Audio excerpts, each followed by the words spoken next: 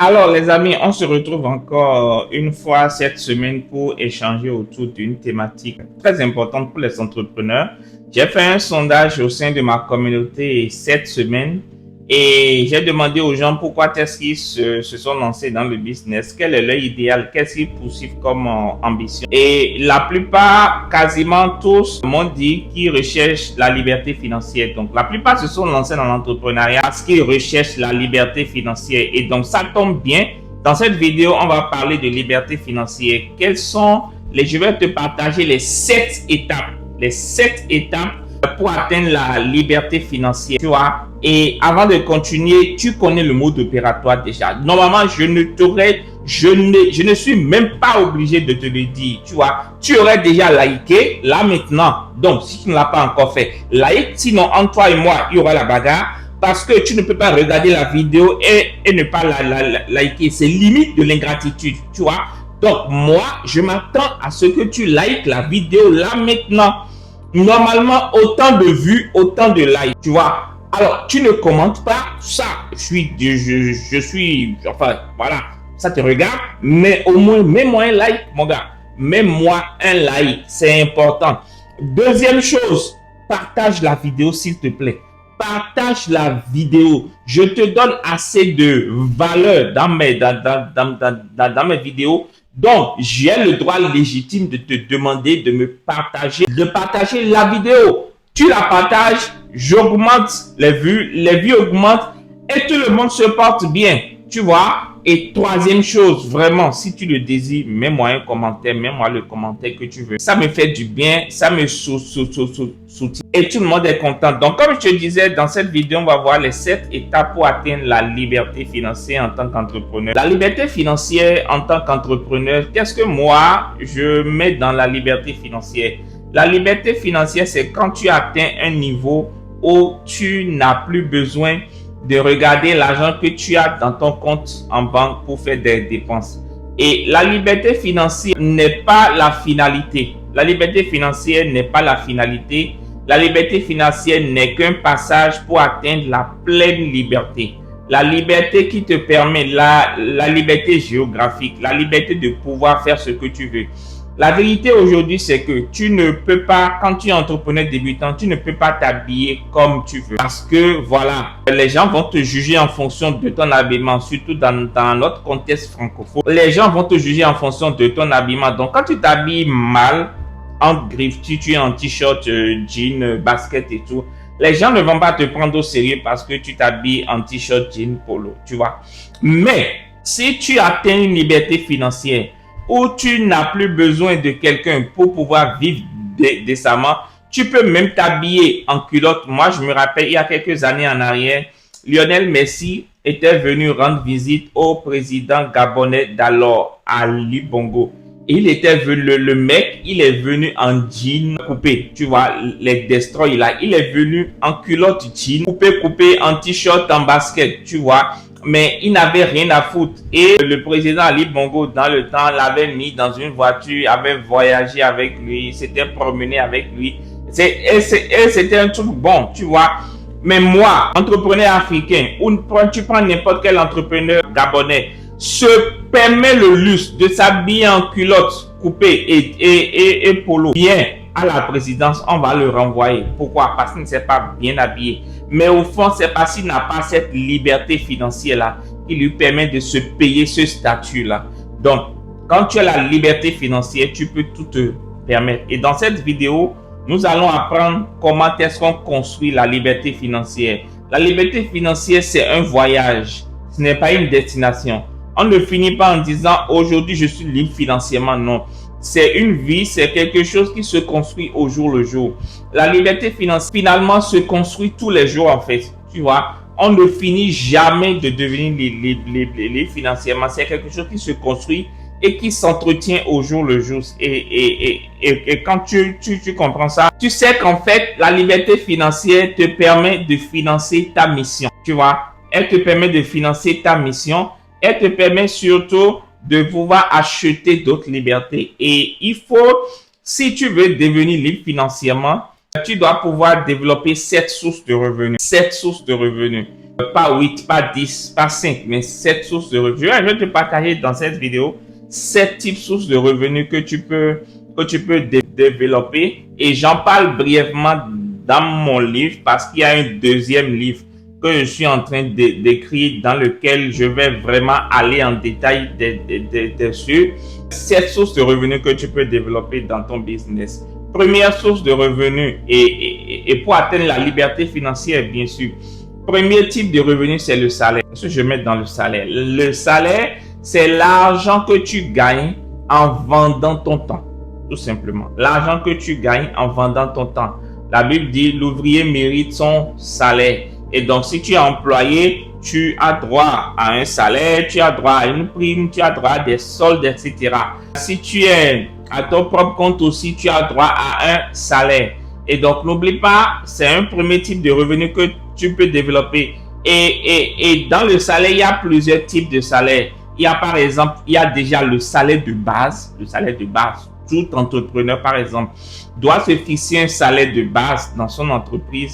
C'est très important, quoi qu'il arrive. Son salaire de base, l'entreprise doit lui payer son salaire de base. Deuxièmement, il y a l'augmentation de salaire. Comme dans toute entreprise, quand tu as de la promotion, tu as ce qu'on appelle l'augmentation de salaire. Donc, de temps en temps, tu dois t'octroyer des augmentations de salaire. Tout ça va te motiver.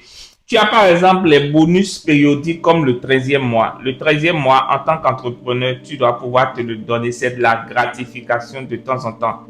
Tu dois aussi avoir des primes tu dois aussi avoir des primes de mission. Quand tu vas en mission, considère que c'est l'entreprise qui t'envoie en mission. Donc, l'entreprise est censée te payer des pertes très importantes. Et en tant qu'apporteur d'affaires, tu dois aussi être apporteur d'affaires. Surtout si tu as si tu as des commerciaux dans ton entreprise, tu dois aussi être commercial dans ton entreprise et te payer des commissions régulièrement d'apporteur d'affaires au sein de ton entreprise. C'est très important. Ça, c'est la première source de revenus. La deuxième source de revenus, ce sont les profits. Les profits, c'est quoi? Les profits, c'est l'argent que tu gagnes en revendant quelque chose plus cher que tu ne l'as fabriqué, plus cher que tu ne l'as acheté ou importé. Donc, aujourd'hui, grâce aux réseaux sociaux, tu peux tout vendre, d'accord? Même si tu as un emploi, tu peux tout vendre à côté de ton emploi.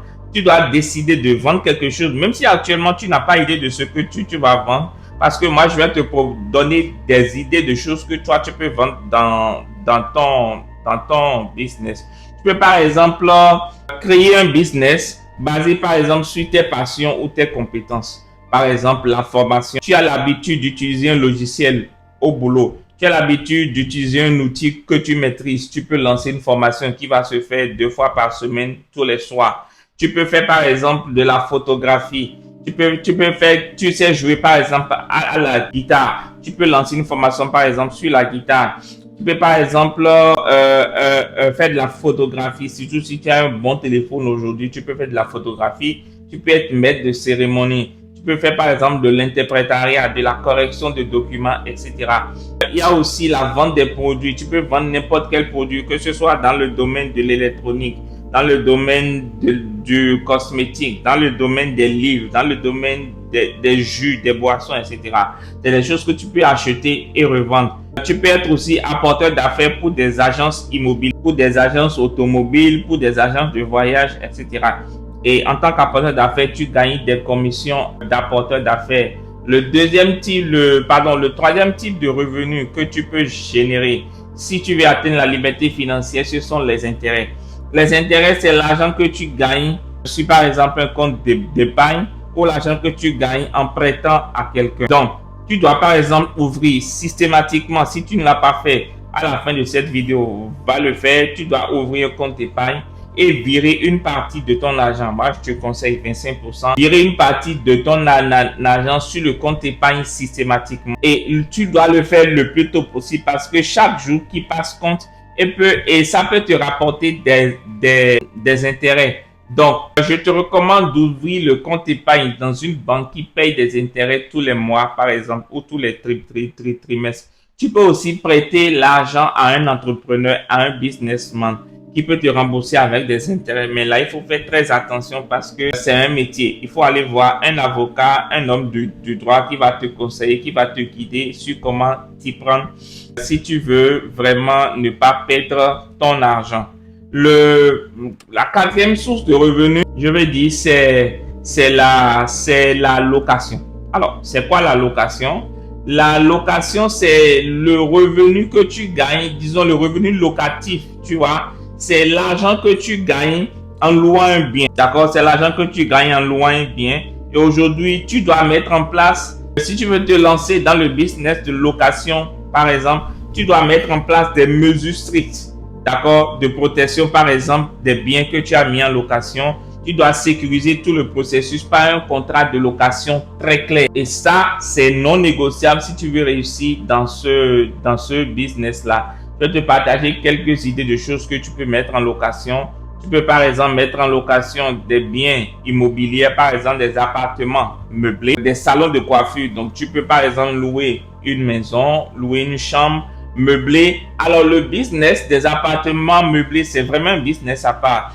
Si tu veux réussir dedans, il faut vraiment te rapprocher des professionnels qui vont t'aider à lancer ce business d'appartements meublés là. Je sais que quand tu veux faire le business d'appartements meublés, si tu veux vraiment réussir, il faut choisir un thème.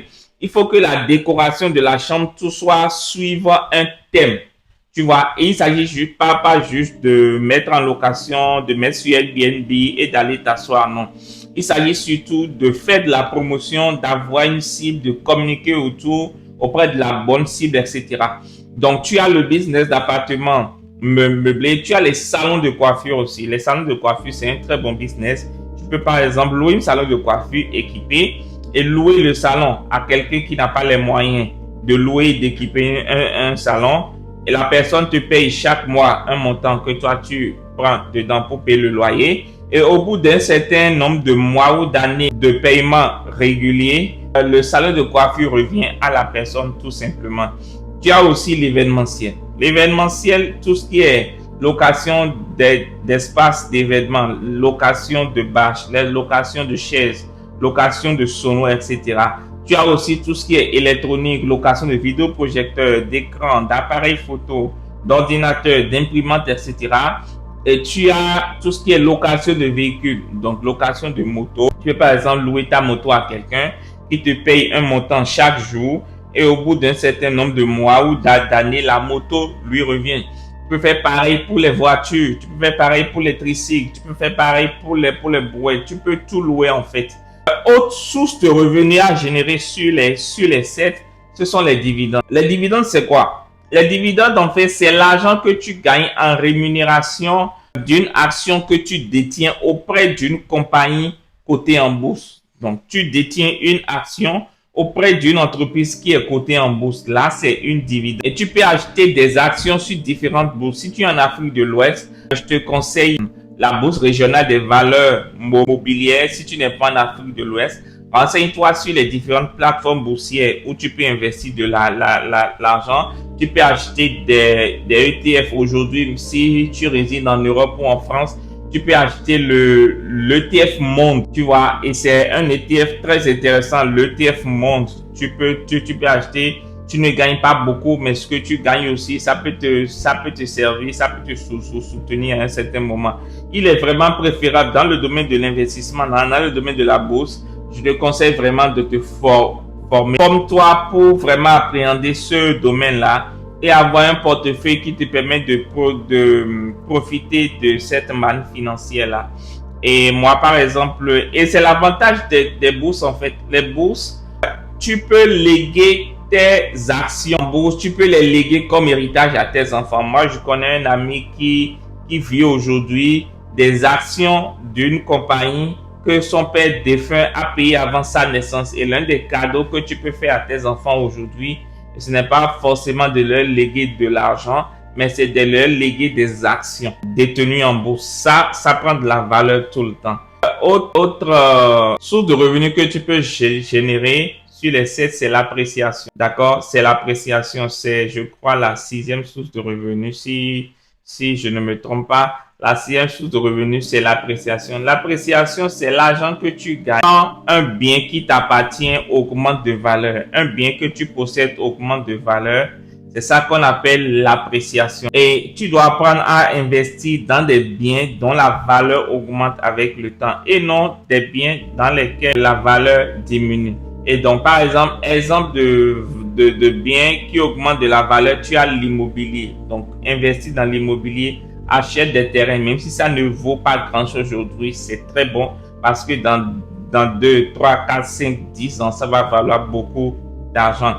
Si tu as les moyens et tu as la bonne formation, tu peux identifier des athlètes en herbe et investir en eux. Ça va te rapporter gros. Des artistes en herbe, d'accord? Tu peux devenir leur agent, tu peux devenir leur manager et ce qui va te permettre de conserver une partie de leurs revenus.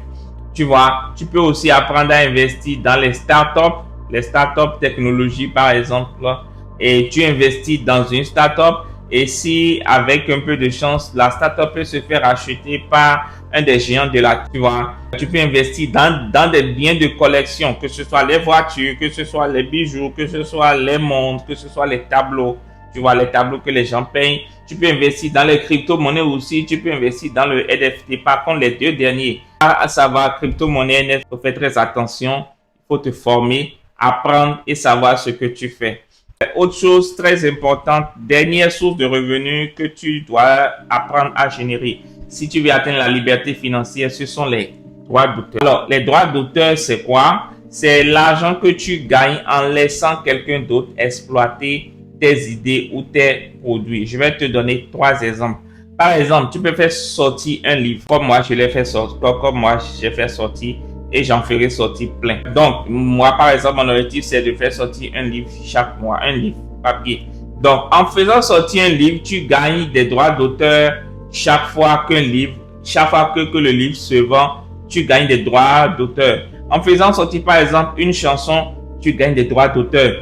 En faisant sortir, par exemple, des formations que tu vas déposer, tu fais sortir une chanson, par exemple, que tu mets sur YouTube, tu mets sur des plateformes de streaming, tu gagnes des droits d'auteur.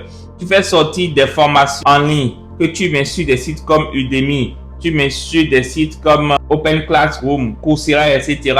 Tu gagnes des droits d'auteur. Tu fais sortir des images ou des photos que tu mets sur Canva, tu gagnes des droits d'auteur. Tu fais sortir des films, tu gagnes des droits d'auteur. Autre chose, c'est que tu peux créer par exemple des processus ou des procédures que tu vas protéger par droit d'auteur et laisser d'autres franchisés l'exploiter.